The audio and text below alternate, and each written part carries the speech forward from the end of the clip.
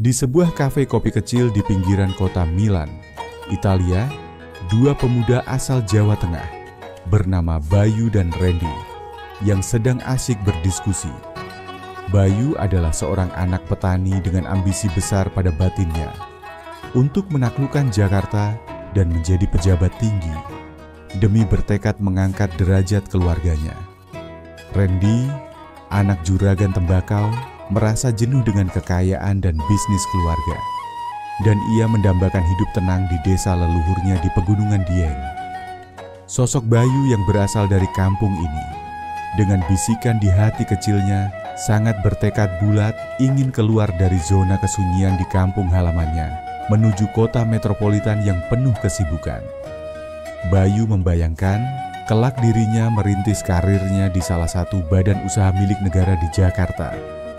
Ia menggambarkan dirinya di masa tua dengan prestasi gemilang, rumah mewah, dan pengaruh besar di masyarakat. Sedangkan Randy sambil menyimak irama musik, matanya tajam menatap teman bicara sambil menggenggam secangkir cappuccino hangat. Sementara Arman tidak jauh dari mereka berdua, hanya mendengar diskusi mereka sambil mengangguk, dan senyum tipis menghiasi suasana santai dan ringan itu. Randy dalam kejenuhannya akan kemewahan keluarga besarnya, tiba-tiba membayangkan alangkah nikmat bila dirinya dalam keheningan hamparan sawah dan ladang seraya mendekatkan diri kepada Tuhan. Ia meyakini bahwa kebahagiaan itu terdapat dalam kesunyian, seraya bertasbih menyebut nama Tuhan di kegelapan malam dan kesunyian pegunungan. Ia membayangkan hidup sederhana di pesawahan Gunung Dieng, menatap hamparan padi yang menguning, seraya bertasbih laksana seorang sufi bijak bestari. Sedangkan salah satu teman mereka, Arman, hidupnya penuh pengabdian dan kerja sosial. Bermula dari sopir kiai, lalu menjadi pengurus panti jompo di Yogyakarta. Ia menggambarkan betapa senyum para lansia, rasa syukur mereka, memberi kepuasan batin yang tak ternilai harganya. Diskusi Bayu dan Randy berlanjut, membahas cita-cita, kesulitan, dan pilihan hidup masing-masing. Bayu bersikeras dengan ambisinya, ingin mengejar karir di kota besar karena bosan dengan kebersahajaan keluarganya di desa. Sebaliknya, Randy ingin menepi dari kesibukan di kota demi tinggal di desa. Mereka berdebat, bertukar argumen, dan saling mendukung untuk sama-sama mengambil keputusan, keluar dari zona mereka berada ke zona lainnya, demi mengikuti hati kecil mereka. Bertahun-tahun kemudian, ketika tangga karir sedemikian cepat didakinya, pada akhirnya Bayu terjerat kasus gratifikasi dan berakhir di penjara. Ambisinya telah membutakan mata hatinya, membuatnya ia kehilangan moralitasnya.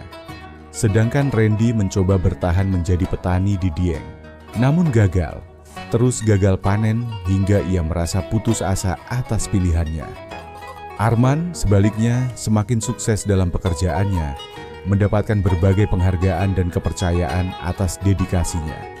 Bayu keluar dari jeruji penjara dengan wajah semakin menua, hati hancur dan penuh penyesalan akibat mengikuti ego nafsunya. Sedangkan Randy akhirnya kembali pulang ke Solo selepas dari kegagalannya hidup di desa. Ia kembali dalam penyesalan karena selama ini mengikuti ego nafsu dalam hati kecilnya. Berbeda dengan kedua temannya yang salah menempuh jalan akibat ego mereka. Karena Arman mengikuti prinsip hidupnya dan berjuang untuk melangkah ke depan mengikuti iradah Tuhan tanpa memberi porsi bagi ego diri. Ia memperoleh dana hibah dari UNICEF untuk membangun pesantren lintas usia. Beberapa lama berlalu, secara tak terduga, Bayu dan Randy bertemu di sebuah acara amal yang diselenggarakan oleh Arman di sebuah hotel dekat Malioboro. Mereka bertemu kembali setelah sekian lama, saling bertukar cerita, dan berbagi suka duka dan berbagai penyesalan. Bayu menyadari kesalahannya, selama ini menuruti ego nafsu rendah pribadinya. Begitupun Randy menyadari kekurangsyukuran pada batinnya yang paling dalam demi ego tersembunyi dalam dirinya. Bayu dan Randy memutuskan untuk menjadi rekan kerja Arman di pesantrennya. Bayu menggunakan keahliannya dalam administrasi dan manajemen sesuai skillnya. Sementara Randy dengan sisa warisan orang tuanya berupaya membantu mengelola pertanian organik di lahan pesantren Arman. Mereka akhirnya menemukan kedamaian itu terdapat pada penerimaan akan takdir Tuhan dan bukan pada menuruti bisikan ego dan hati kecil mereka.